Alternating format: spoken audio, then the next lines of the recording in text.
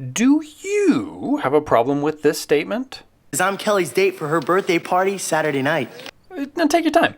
Can you think of any reason why this line is problematic in light of recent episodes? I'm Kelly's date for her birthday party Saturday night. It wasn't but 2 episodes ago that Kelly was geeking out about Slater turning 16 and being able to drive. Has, half a year passed since the driver's education episode? Or is Kelly just turning 15 in 10th grade? Or was Kelly gushing about Slater's birthday because he already has a car and her family is too poor to buy her one for her shortly after Slater's birthday?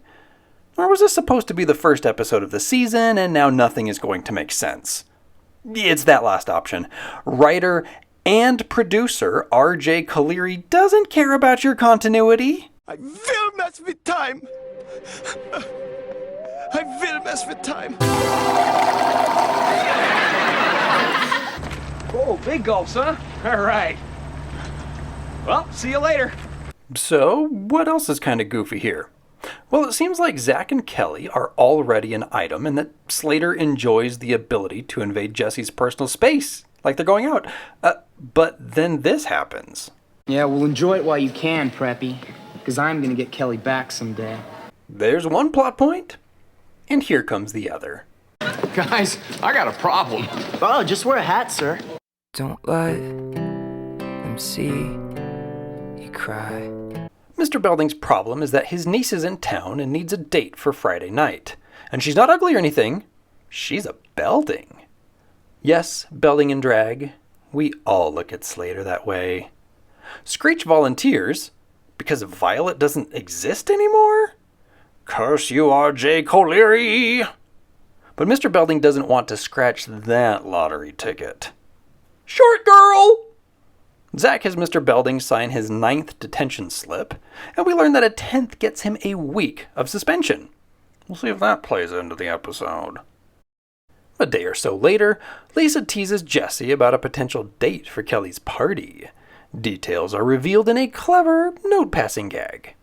If the father passes along a brown-eyed gene, the mother passes along a blue-eyed gene, what do you get? Look at your notes. A really cute babe with brown eyes who goes to private school. Science, baby! And Zack isn't quite so lucky a second time. He gets that 10th detention.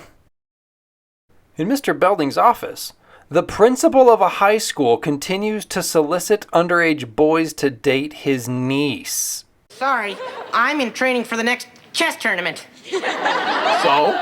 So, coach says women sap your strength. Women weaken legs. These 2 thoroughbred paragons of athleticism leave, and Zack patiently waits off-set for them before entering the office. Super soft boom.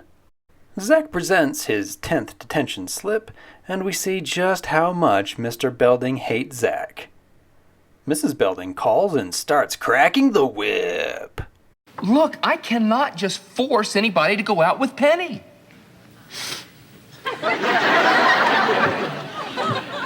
Until now. Old Mad Dog Belding tells Zack his detention doesn't count because Zack will be taking Penny out on a date Friday night. Mr. Belding, that's blackmail. Yeah. Yeah, it's not the first time Belding has essentially blackmailed Zack. Remember how Zack was forced into the cadet corps to avoid 30 detentions? What's your parents' number again? Mr. Belding may be a boob, but this is great stuff right here. Zack agrees to take Penny out on Friday. Okay, so a date with Penny Friday and a party with 15 or 16-year-old Kelly on Saturday. Saturday! I didn't tell you. The Max was booked, so the party got moved to Friday. See ya. Friday? Whoops. Don't worry, Zack has a plan. Zack always has a plan. It's just that this plan doesn't work. What was up with this Zoom? Zack is still expected to meet Penny on Friday at the mall. Now, how will I recognize Penny? You won't. She'll recognize you by the red rose you'll be carrying. Another plan, Master Morris? And we gotta go back to Short Girl, wearing the same color a couple days later. In the girls' locker room, Alright, there's a C-plot buried in here. Jessie is freaking out about the blind date with Lisa's neighbor. She envisions just how poorly things can go when matched with Teddy Kruger, Mason Voorhees, and Donald Drumpf. Oh, nope, he's Donald Chump in the episode. And I think it's nice that in her waking nightmare, Jessie still allows Zack to live out one of his dreams. Actually, Kelly, I want to be a game show host. All you have to do is brush your teeth and smile.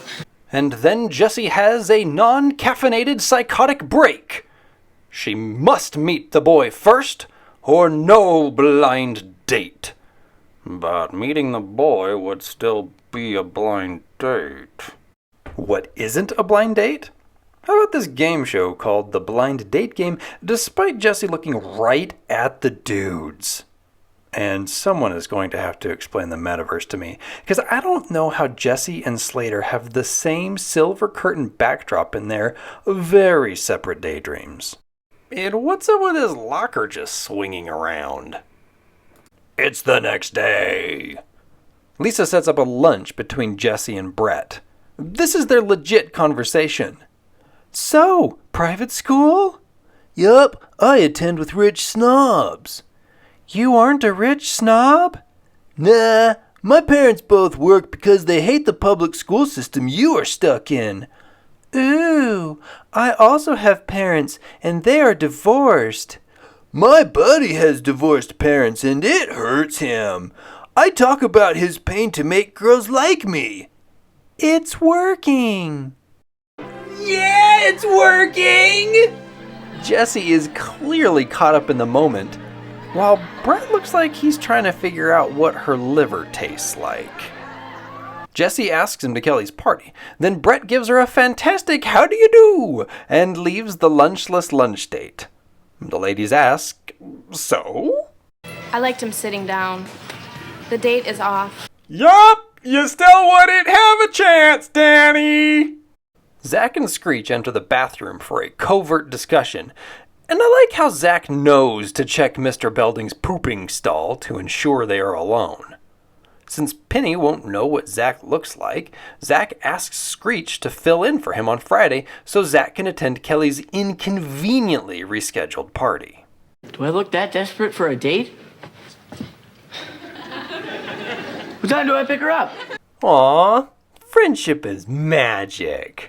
Ah! Toilet troll! Oh, right, Slater's in this episode. It's incredible what you can hear standing on a toilet. Why were the ladies excited about that? And you know, if Zack had only seen under the stalls from the angle of the cameraman, he might have seen disproportionate shadows belying the fact that someone may be snooping. At Zack's house, Screech learns some of Zack's moves. Not bad, young one, not bad. But can you do this? It's very important. Nope. No, we can't. Now, just real quick, let's check out Zack's updated room. For instance, the door no longer has that odd Australia flag, but a coat hanger and a sign for computer. There's now a nice area rug. The curtains are no longer white. The dresser has changed and is higher, though it has maintained the same configuration. And all the kitschy stuff is gone, and there's just that boat. The poster's changed, as Zack now rocks a Lakers All-Stars print.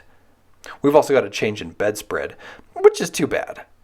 Lastly, the flag and old posters are gone, and we see where KKTY got its Paula Abdul poster. Zack may be growing up, but at least he still has space in his life for that Precious Moments Raiders art. Oh, here's a stupid thing. To make Jessie feel bad for bailing on Brett, Kelly and Lisa put on a play. You can't come to the country club because you are poor. Bummer. Jessie gets incensed, but then sees that she's similarly punishing Brett just for being short. Good acting, Lisa. Okay, but bad writing? Couldn't you guys have come up with something not related to Kelly's dad being unable to provide for 7 kids? Screech tells Kelly that he's got to bail on the party. She understands, But Slater just has to meddle by noting the pain in Kelly's eyes. Pain from not having one of her best friends at her party. You! You who? I just got a chat like, haters gonna hate like until they see me in the face and they all like, Oh, you me? Slater convinces Screech to bring Penny Belding to Kelly's party once the movie is over. Just like the last episode, we end with a big party. We see that Jesse does go with Brett, but the two just sit around. Brett asks Lisa to dance, Lisa gets Jesse on the dance floor, and Jesse and Brett get trapped in a slow song. Does this make you feel better? No, it makes me feel stupid. Oh. And because Jesse can't commit to a lifetime of neck pain, we never hear from Brett again. So there's the Jesse plotline. Sorry, Danny! Screech shows up and we see that Penny Belding isn't She an oinker or what? Well, yeah, she's not an oinker. She's no Sarah Carter. But then again, who is? Zack is mortified that another one of his schemes isn't working. Slater, who also has bad luck with schemes, continues full speed ahead. He introduces Penny to Kelly, and Penny starts gushing about how dreamy Screech Zack is. And of course, Kelly thinks Penny is talking about Zack. Zack and I are going back to my uncle's house. He won't be home for a while, if you know what I mean. The writers either want us thinking about shenanigans in Mr. Belding's bed, or, since Screech is involved, something more like this. Either way, Golden Girl Kelly gets as nasty as she is capable. I know what you mean, you, a nice girl?